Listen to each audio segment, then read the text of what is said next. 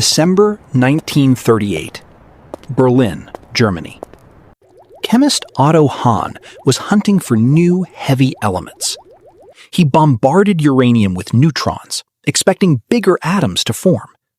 Instead, his tests kept showing barium. Barium is roughly half the mass of uranium. Picture the lab that winter. Cold glassware. A puzzled scientist rechecking his numbers by lamplight. He couldn't explain it. His former colleague, Lise Meitner, could.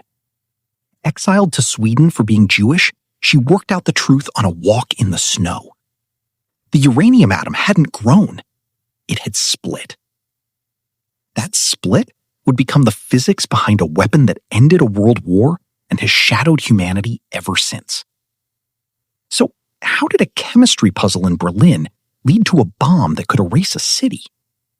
This is the story of a 5-year sprint from accidental discovery to Trinity, New Mexico.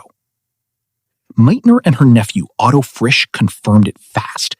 Uranium nuclei were splitting into smaller atoms. They borrowed a term from biology.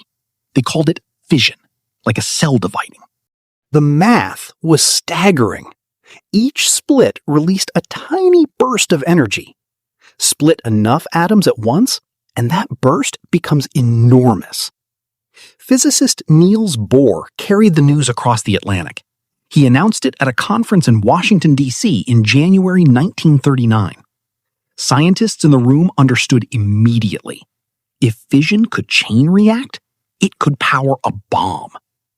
That realization created a new problem. Nazi Germany had some of the world's best physicists. Many in the room feared Berlin was already racing toward the same weapon.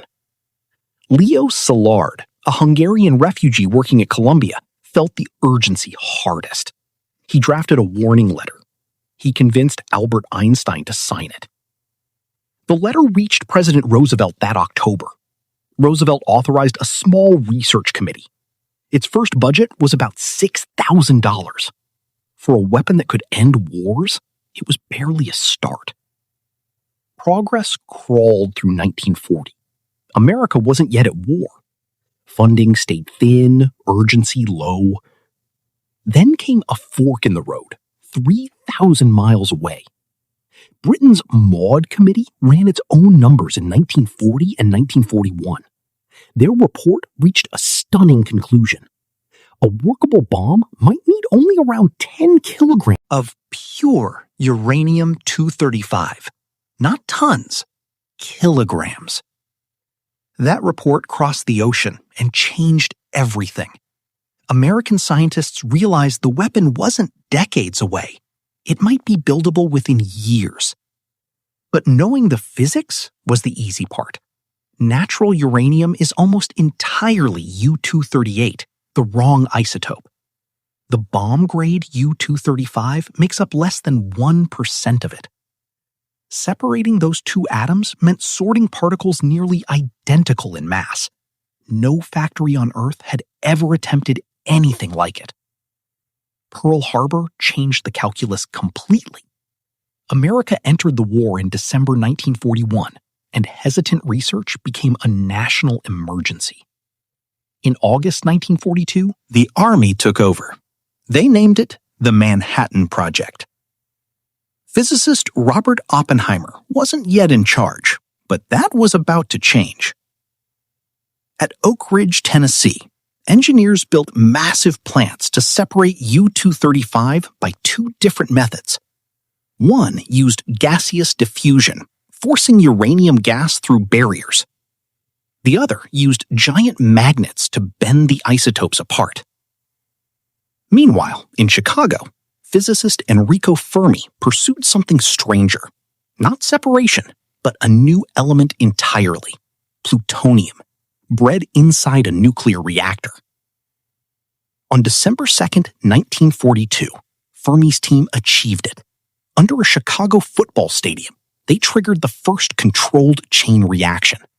It was the split atom, tamed and sustained. Here's the echo worth catching. 4 years earlier, Hahn's barium had puzzled a chemist in Berlin. Now, that same reaction was running on command beneath a football field. Oppenheimer was chosen to lead the weapons lab. He picked a remote spot, Los Alamos, New Mexico. Isolated mesas, thin desert air, a converted boys' school as its base. Thousands of scientists converged there in secret. Physicist Richard Feynman cracked safes for fun in his off hours. The work itself was anything but playful. 2 bomb designs emerged, splitting the effort again. A simple gun-type design would fire one uranium mass into another. Plutonium, though, wouldn't cooperate with that method. It required implosion, crushing a sphere evenly from every side. Getting that implosion right took relentless testing.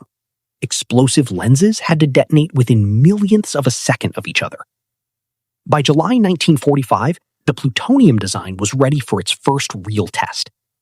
At 5:29 a.m. on July 16, 1945, the desert near Alamogordo lit up brighter than the sun. The Trinity test worked. Plutonium implosion had gone from theory to fireball in under 3 years. 3 weeks later, the world saw the result. A uranium gun-type bomb fell on Hiroshima on August 6th. A plutonium implosion bomb fell on Nagasaki 3 days after. Japan surrendered within days. The war that spurred the race was over. The age it created was just beginning. This was never one single breakthrough. It was a relay race, run by exiles, refugees, and scientists sprinting against a fear that might not have even been real. Germany, it turned out, was nowhere close. Otto Hahn's confusing barium result had a name all along. He just didn't have the eyes to see it yet. Lise Meitner did, walking alone in the snow. Splitting the atom took 5 years. Understanding what they'd built would take much longer.